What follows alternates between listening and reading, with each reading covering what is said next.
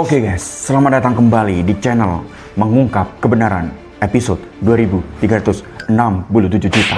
Hari ini kita akan mengungkap tentang misteri pembalakan hutan liar yang ternyata pelakunya adalah orang yang bagi-bagi bantuan itu sendiri. Jadi mereka berpura-pura menjadi orang baik dan membantu para korban agar mereka tidak dicurigai sebagai pelaku.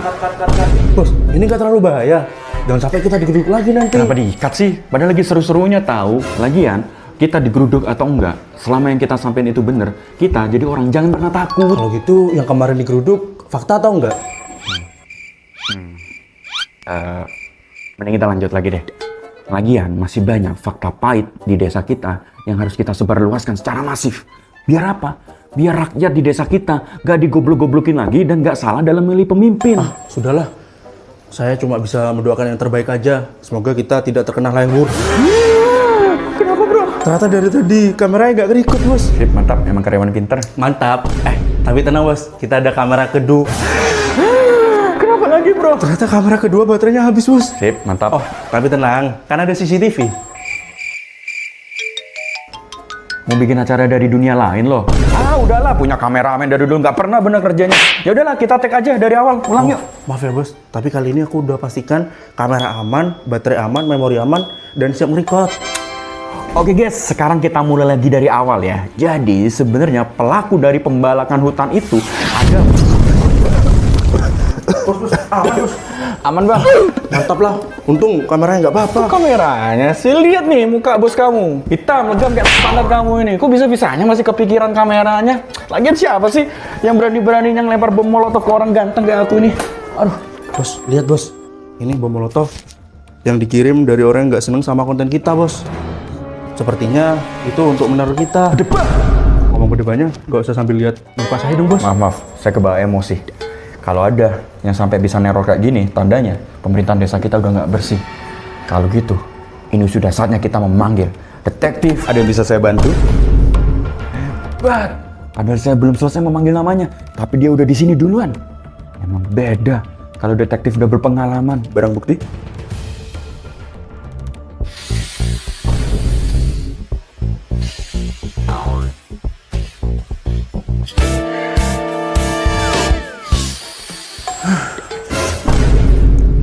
Ini dari baunya, sepertinya saya tahu kalau pelakunya adalah satu orang.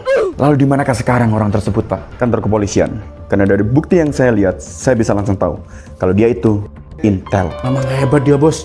Dia bisa tahu pelaku cuma dari lihat dari barang buktinya. BTW, Pak Detektif kok bisa secepat itu ya taunya? Ada tulisan di bawah. Sial. Sebenarnya kita udah mendapatkan teror dari orang pemerintahan sendiri. Kalau gitu, sekarang ayo kita berangkat. Kenapa kamu diem deh? Kamu cuci muka dulu, bos. Kita malu tahu jalan sama oli bekas gini. Sembarangan kamu kalau ngomong. Ya udah, kalau gitu kita berangkat sekarang. Setelah saya cuci muka. Akhirnya kita sampai ke kantor pol. Pak Detektif, ini bukannya rumah biasa. Ini orang awam nggak ngerti kayak gini-gini. Kan saya udah bilang dari pelakunya itu intel. Ya kali dia bakal terang-terangan markasnya itu bentuk kayak markas polisinya, cepat ketahuan lah. Makanya kayak gini, markas kayak gini ini buat penyamaran. Wah, bener, bos. Apa yang dia bilang? Emang pelakunya intel berapa sih, Pak Detektif? Intel Core i5. Malas, nanti lemot. Shit. Bodoh sekali ya pegawai kamu. Dia udah bisa bedain mana Intel sama Intel. Ini malu-maluin aja. Intel sama Intel itu beda tau. Kamu ini malu-maluin aku sebagai bos. Pak Detektif, ada yang keluar dari kantor. Ayo kita langsung tanyain dia. Jangan gegabah. Kenapa, Pak? Yang ada nanti kita cepat ketahuan. Dan dia nggak mau ngaku. Kita pakai caraku aja yang profesional. Kalian berdua lihat aja dari sini. Ayo kita sembunyi situ. Wih, detektif mau beraksi nih, bos. Ayo kita lihat. Gelap. Hah? Gelap? Ini masih siang loh, bos. Iya, saya tahu ini masih siang. Tapi badan kamu ngalangin, gimana saya mau lihat Pak Detektif? Minggir. Bapak Sudarjo, umur 34 tahun, single, dan hobinya main lovebird. Hah? Bagaimana kamu bisa tahu semua data diriku? Admin pinjol ya? Kan kita satu grup di Facebook pecinta lovebird. Oh, kamu yang sering jual lovebird itu ya? Bener. Karena saya lagi BU. Sudah saja basa-basimu, karena saya punya 1 sampai 3 pertanyaan lah. Nih, enak banget datang-datang mau tanya satu hal. Emang aku polisi apaan? Mau tanya apa? Yang pertama, toilet di mana ya mas ya? Tadi balik kencing. Belakang, lurus. Ada makam keluarga, belok kiri. Situ ya. Wih, lihat tuh bos. Detektif berhasil menyusup ke kantor polisi. Emang hebat. Misi. Yuk. Lega. Dari tadi soalnya saya kebelet. Oke, sekarang kita langsung masuk ke pertanyaan yang kedua. Jadi beli lo percaya nggak? Barat rokok mau nggak? Deal. Deal. Wah, lihat bos, bahkan mereka sudah bekerja sama. Emang hebat. Sekarang kita masuk ke pertanyaan terakhir. Apakah kamu kenal dengan intel yang namanya Joko? Kenapa? Joko aja nih. Iya segitu doang, emang kenapa sih? Biasanya jokesnya ada sambungannya tuh. Joko siapa gitu? Bahaya, karena kuhab sudah disahkan. Jadi mending kita main yang aman-aman aja. Daripada itu, mending kamu jawab pertanyaan saya aja. Mana mau saya membocorkan informasi sepenting itu. Apalagi tentang internal polis. Saya kenal kok kalau Joko. Kebenaran semakin mendekat. Saya sudah duga bahwa pelaku ada di sini. Beliau sudah meninggal 1 tahun yang lalu. Hah? Gimana? Udah meninggal 1 tahun yang lalu. Bohong ya? Lah, orang yang saya ngubur, nih fotonya. Iya lagi. Tapi kok dia bisa ngirim bom molotov ke klien saya ya? Arwahnya kali, Pak. Saya ini detektif rasional, saya nggak percaya yang kayak gitu-gitu. Pak, ada tawon, Pak. Pait. Maaf, kebiasaan.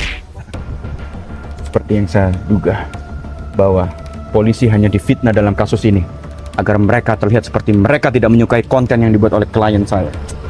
Kalau gitu, saya akan tanyakan langsung saja ke pengusaha sawit yang mau membalak hutan tersebut. Saya perlu ikut nggak, Pak? Kasus ini duitnya dikit. Oh ya udah, kalau gitu Bapak aja. Dasar oknum yang kalau dikumpulin jadi satu kabupaten. Yaudah, kalau gitu biar aku sendiri yang maju. Aku nggak akan mundur karena aku Detektif kebenaran tak tunduk pada tekanan. Meski ancaman datang perlahan, langkah ini takkan ku batalkan. Bukan milik tanpa dosa.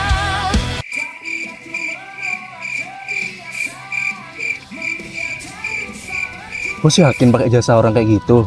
ya gimana lagi, dia detektif paling murah. Kira-kira berhasil nggak ya?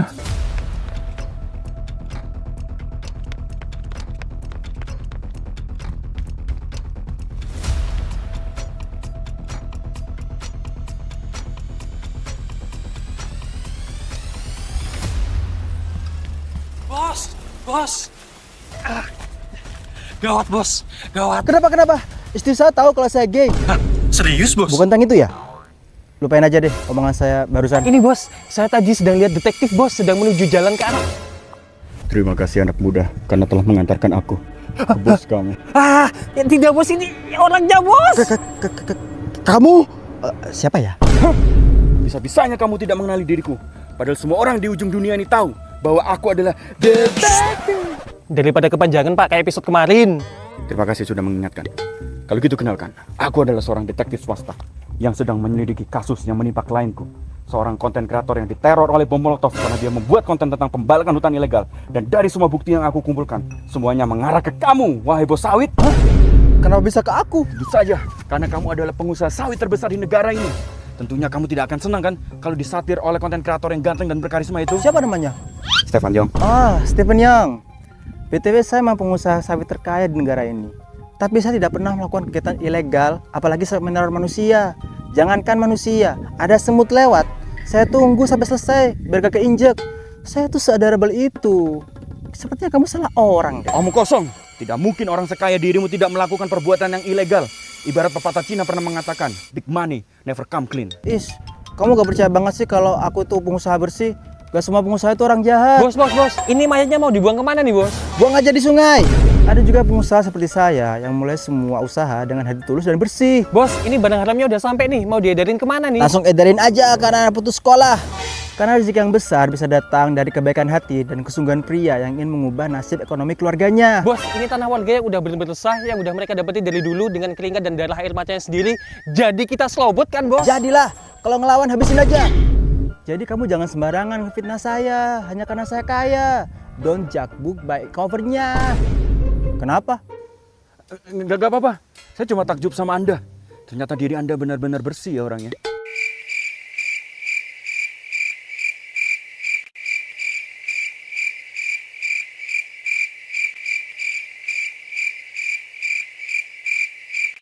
Ayo kamu ikut saya ke kantor polisi.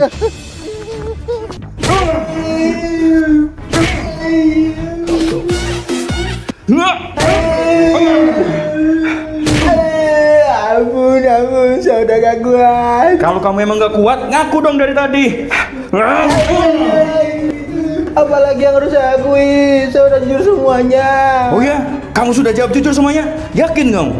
Kalau gitu, jawab pertanyaan saya sekarang. Siapa pemilik asli akun Fufu Fafa? Saya nggak tahu. Kenapa pertanyaan ke poli? Saya takut kalau saya jawab nanti saya diserang dinas pisau. Kayaknya dia nggak tahu dah. Kasihan itu anak orang, Pak. Aduh, darahnya kemana-mana lagi, Jing. Aduh, Pak, lagi dari tadi pertanyaan yang Bapak tanyain nggak ada yang masuk, Pak. Masa Bapak tanya letak asli teks Super Semar di mana? Presiden sekarang juga gak ada yang tahu, Pak. Aduh, Bapak stop, Pak. Kayaknya udah berlebihan ya, Pak. Ya, namanya juga biar ada alasan buat mukulin dia. Hobi, Bos. Harus disalurin. Ampun, saya akan ngasih tahu satu hal yang mungkin bisa bantu penyelidikan kalian. Nah, gitu dong dari tadi. Saya tahu siapa yang ngirim bom molotov ke kamu. Dia saingan bisnis sawit saya dan mainnya dia lebih ilegal. Dan sepertinya dia agak suka sama video kamu. Oh, kamu nyingkirin pesaing bisnis dengan cara difitnah ya? Emang kamu ini pebisnis yang jahat, dasar biat. Enggak, saya gak mungkin selicik dia. Saya juga gak mungkin fitnah dia. Pukul saya kalau ngefitnah dia. Kok dipukul? Kan saya belum terbukti ngefitnah dia. Enak aja gitu, mukulin muka kamu. Saya menduga itu dia. Karena waktu itu ceritanya. Bro, lihat nih. Kamu udah lihat kontennya dia. Berani banget ya, dia nyindir kita di sosmed kayak gitu. Rame lah perbuatan kita dibahas sama dia di internet. Bagus dong, followers kita bisa naik. Kita bisa open endorse. Bro, kalau kamu mau jadi orang goblok ya, gak apa-apa. Tapi jangan diambil semua. Di mana-mana uangnya itu gedean sawit daripada endorse. Emang iya, itu banyak konten kreator bagi-bagi duit sama HP ke followersnya tiap hari. Padahal ya, dari kita pebisnis sawit, gak ada tuh yang soal itu bagi-bagi iPhone tiap hari. Itu mas settingan. Kamu ini kan nggak tahu liciknya konten kreator giveaway aja. Temanku, mereka itu lebih licik daripada kita. Gitu ya? Udahlah. Jadi kemana-mana kan pembahasannya. Intinya bro ya, gara-gara konten kreator ini, rencana kita untuk membalas hutan tuh nggak bisa berjalan mulus. Gara-gara kita diawasin sama netizen. Jadi gini bro, aku mau bikin kapok dia supaya nggak bikin konten satu lagi. Caranya? Aku akan buat dia ketakutan dan berhenti bikin konten sendiri lagi.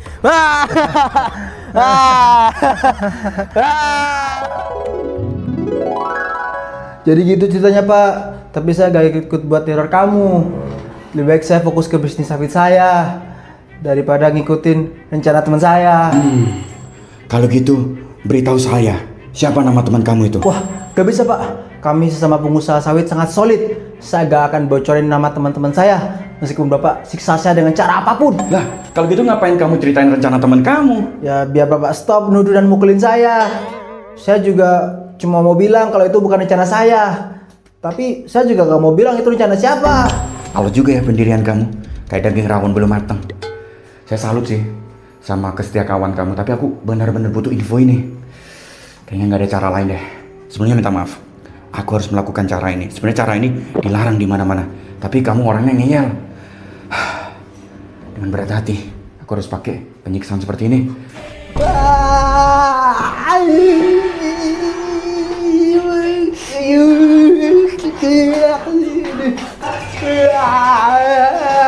Gila, bijak banget ya bos metode Pak Detektifnya. Ini gimana lagi ya? Dia nggak mau diajak kerja sama sih. Aduh, kalau gue sih nggak kuat digituin. Saya ngaku. Kalau teman saya namanya Bahlul. Nah, gitu dong dari tadi. Bisa diajak kerja sama. Kalau gitu, ya udah. Kita sekarang langsung menuju ke rumah siapa tadi? Bahlul. Bentar. Saya juga lupa kalau kamu orang jahat banyak dosanya. Kamu tetap harus menerima hukuman ini. Pak, ini saya nggak mau dilepasin Pak. Aduh. Serem banget di sini. Pak, dia nggak bapak lepasin? Biarkan saja dia di situ menjalani sisa hukumannya. Habis dia orangnya jahat sih. Bos, tolong, aduh. Saya mending mati daripada dengerin gini. Aduh. Kenapa tuh rame-rame? Kayak ada orang lagi hajatan gak sih?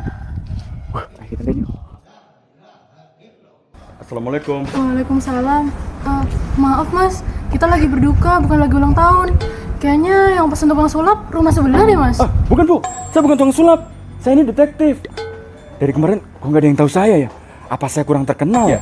Gimana ya Pak ya? Habis di bursa detektif harga Bapak juga yang paling murah. BTW, kamu tahu jasa saya dari mana sih? Dari iklan slot WC Pak yang ditempel di tiang-tiang. Nih, nomor Bapak tulis di bawah kan? Iya, saya nggak ada duit soalnya buat ngiklan, jadi saya numpang di iklan orang. Kalian ini sebenarnya mau ngapain sih? Masuk sendiri di depan rumah orang. Saya lagi berduka loh. Maaf Bu, saya dapat alamat rumah ini dari kolega saya. Kolega atau korban pemukulan sepi? Ini bener kan alamat rumahnya Pak Bahlul? Bu, Bu. Kenapa Ibu nangis? Yang saya injek kan kaki dia. Bahlulnya udah meninggal tadi pagi. Kebetulan saya ibunya. Apa? Ibu bukan berbohong untuk menghalangi penyelidikan kan? Kemarin saya bohong sampai ngatain anak saya sendiri meninggal, Pak. Tuh, jenazahnya masih fresh from the oven. Belum dikuburin. Mau lihat? Dikata roti kali fresh from the oven. Tapi boleh deh kalau Ibu emang mengizinkan. Saya akan melihat jenazah beliau. Kalian berdua berjaga-jaga di sini ya. Saya ada feeling gak enak sama kasus ini karena semua tersangka kita pasti meninggal. Yaudah, ayo Bu, kita lihat roti. Maksud saya lihat jenazahnya Bu. Mari Bu.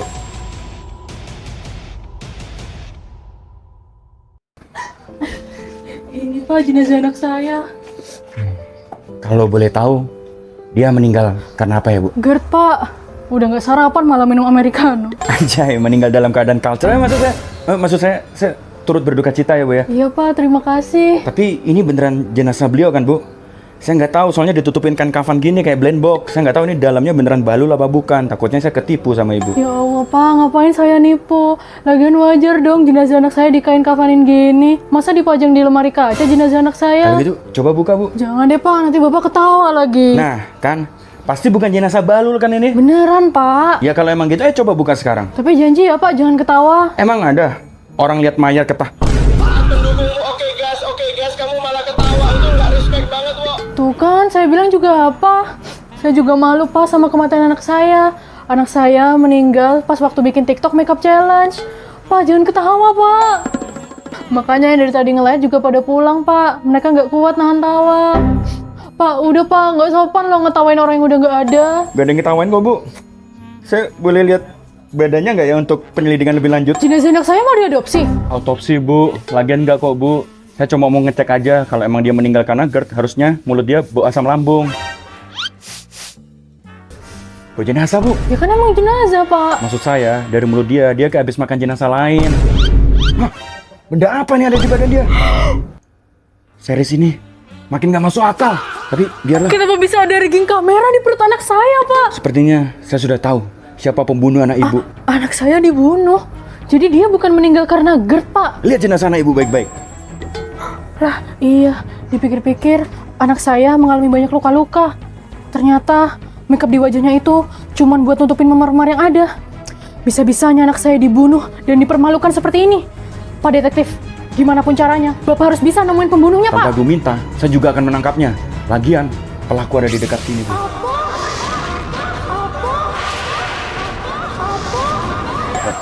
Berlebihan, editor. Kalau gitu, saya akan menangkap dia sekarang, Bu. Jadi, selama ini aku tertipu oleh wajah polosmu. Wahai kameramen, bodoh sekali diriku selama ini menyadari keberadaanmu yang ternyata ada di dekatku. Wahai pembunuh. Pembunuh? Maksudnya gimana Pak? Masa orang berwajah tolol seperti dia ini bisa menipu aku? Dia tuh hanya pura-pura tolol untuk mengelabuimu selama ini. Bisanya orang sepinter aku yang gak gampang percaya sama orang ini bisa ketipu sama kameramenku sendiri. Woi, lihat ini. Itu nggak sakit jarinya diputus gitu Pak? Kata saja kamu gampang ketipu, sama hal remeh kayak gini aja kamu ketipu. Oke, kita kembali lagi ke topik. Kalau tujuanmu udah terpenuhi, kenapa kamu tidak cepat menyelesaikannya? Kenapa kamu tidak cepat menghabisi kami berdua sebelum kami menyadari bahwa kamulah penjahatnya? Tujuanku sudah selesai, tapi film ini sudah terlanjur berjalan, sehingga aku bingung bagaimana menyelesaikan ending dari film yang kutulis ini. Maksudmu apa sih? Aduh, nggak lucu tahu. Kamu dari tadi acting kan, udah berhenti main polisi-polisiannya. Masa kameramenku sendiri? Diam! Wah bos, aku harus menceritakan ini semua dari awal, agar bos tidak salah paham. Jadi teror ini dimulai dari 12 tahun yang lalu.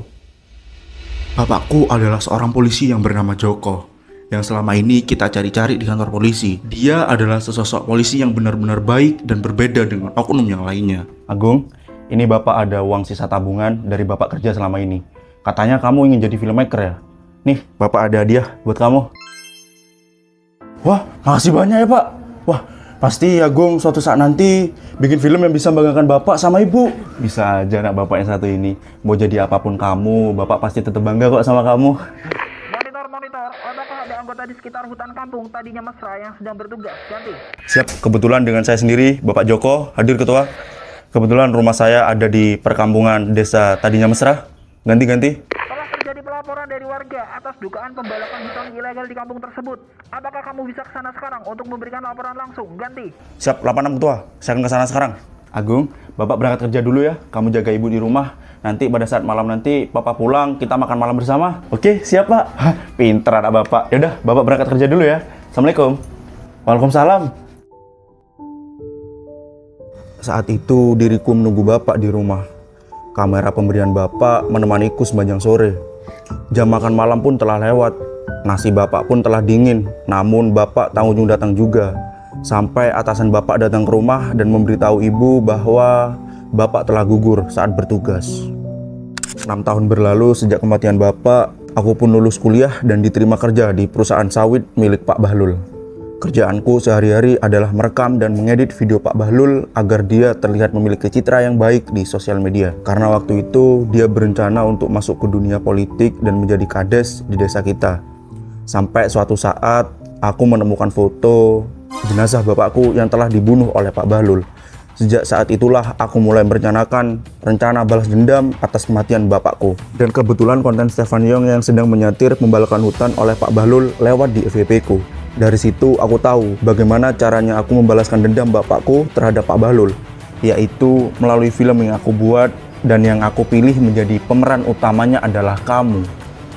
Bos, setelah rencanaku matang, aku pun mulai mendekati Stefan Yong. Dan karena bos terlalu polos, jadi aku manfaatin. Manfaatin gimana, Gung?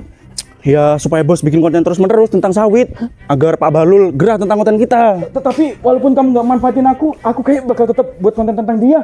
Soalnya dia ngeselin orangnya. Ya, berarti di part ini aku gak salah dong? Enggak lah. Orang dia ngeselin suka membalak hutan sembarangan. Udah gitu mukanya jelek, hatinya jelek juga. Ngeselin lah pokoknya. Aduh. Oh, oke. Tos. Tos, paket udah. Berarti dosaku berkurang 1 dong. Oke, kalau gitu aku ceritakan lebih lanjut tentang rencanaku. Tujuanku mendekati bos agar bos selalu membuat konten yang menyerang Pak Bahlul. Sehingga saat dendamku dijalankan, semua orang akan menuduh bos lah pelakunya. Sekaligus bos lah yang akan menjadi pahlawannya. Aku juga selalu merekam diam-diam semua kegiatan kita agar kelak film dokumenterku tentang balas dendam ini akan rampung dengan ending di mana bos akan bertarung melawan Pak Bahlul. Tapi sebelum saat itu tiba... Aku udah tahu siapa kamu. Kamu anak Pak Joko kan? Jadi kamu orang yang ada di belakang konten kreator itu, yang selalu menyatir bisnis ilegalku. Udah gak usah basa-basi. Mau minta berapa kamu? Biar kamu bisa berhenti. Tuh, kamu kira semua orang bisa jogok dengan uang? Halah, kamu persis banget sama bapakmu. Sama-sama naif. Dikasih dunia gak mau. Coba aja dia waktu itu nurut. Pasti dia bahagia sama kamu sampai sekarang. Dan sebentar lagi, kamu sama bosmu akan nyusul bapakmu di akhirat. Aku yang tersulut emosi pun langsung menghabisi Pak Bahlul saat itu juga. Aku memukulinya menggunakan kamera pemberian bapakku. Namun sayangnya pelindung kamera tersangkut di badan Pak Bahlul. Belum sempat aku mengambilnya, ada seseorang yang mempergoki perbuatanku. Sehingga aku kabur terlebih dahulu dengan meninggalkan barang bukti di TKP. Karena panik aku akan ketahuan sebelum fitnah bos, aku pun langsung cepat-cepat membayar orang suruhan untuk meneror bos agar filmku cepat jadi. Film yang berjudul Teror Bom Molotov, di mana endingnya yang seharusnya bos menghabisi Bahlul dan menjadi pahlawan malah berakhir dengan rentetan kejadian tanpa ending. Seharusnya setelah bom molotov itu dilempar, kita menyelidiki kasus itu berdua bos. Sambil bos aku arahin agar sesuai sama skripku. Tapi rencana itu gagal karena bos pakai jasa dia. Dasar detektif bangsat. Dia mengasurkan ceritaku. Atau memperbaiki ceritamu. Kau ingin bosmu yang menjadi pahlawan. Tapi seheroik apapun tindakan dia akan tetap salah di depan mata hukum. Dan aku tidak menyukai ending film yang tidak jujur seperti itu. Aku lebih menyukai ending yang jujur, di mana penjahat aslinya akan terungkap, yaitu kamu. Maka menyerahlah sekarang dan lepaskan. Nah, orangnya kemana? Loh, dari tadi di sini kok. Sialan, dia pasti kabur. Tidak akan kubiarkan. tokoh utama dari ceritaku ini kabur begitu saja. Akan kujar dia. Loh, malah kabur sih anjing. Aduh, mana detektif gak boleh bawa senjata lagi. Hah? Ngapain sih aku nyimpen kayak ginian? Ya bekas. Wah.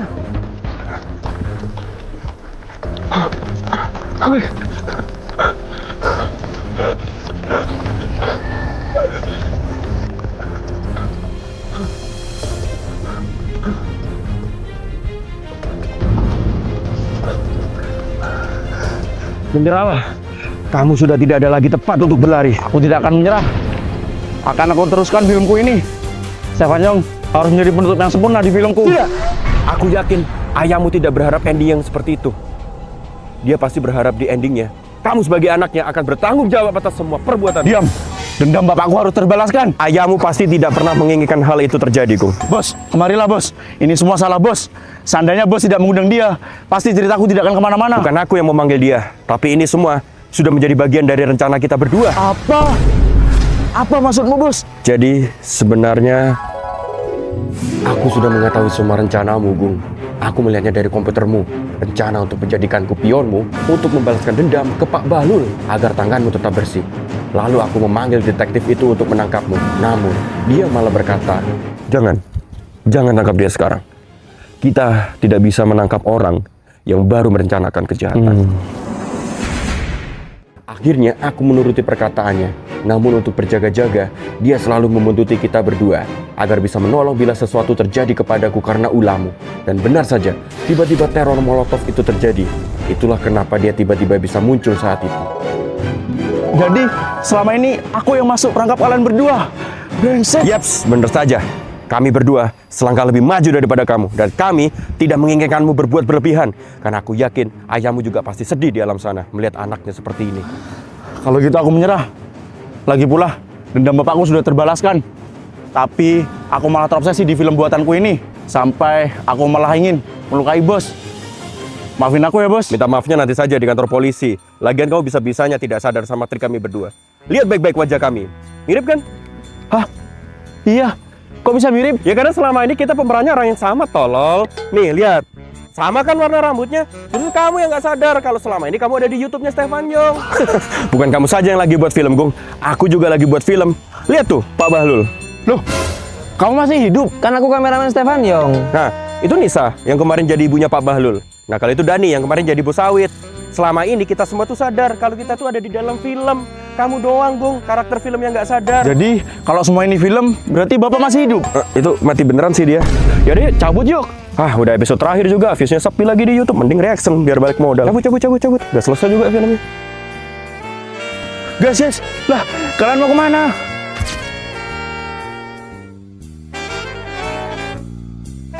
Menjadi orang baik pada dia pelaku agar tidak dicurigai oleh orang-orang lain. Kat gitu. Kata tuh gak tau kata. Harusnya gitu ya. Ada lawang-lawang. Kata-katanya di mana? Jangan gegabah. Belum. Aku udah tahu siapa kamu. Kamu Belum di action. Action. Ketawa. Kamera. Jadi gak sih? Lagi gak jadi. Ketawa, Gung. Satu-satunya yang nggak sadar kalau kecuali Bukan malaikat tanpa dosa, tapi aku menolak kebiasaan. Kenapa? Bagi iPhone tiap hari. Bukan aku.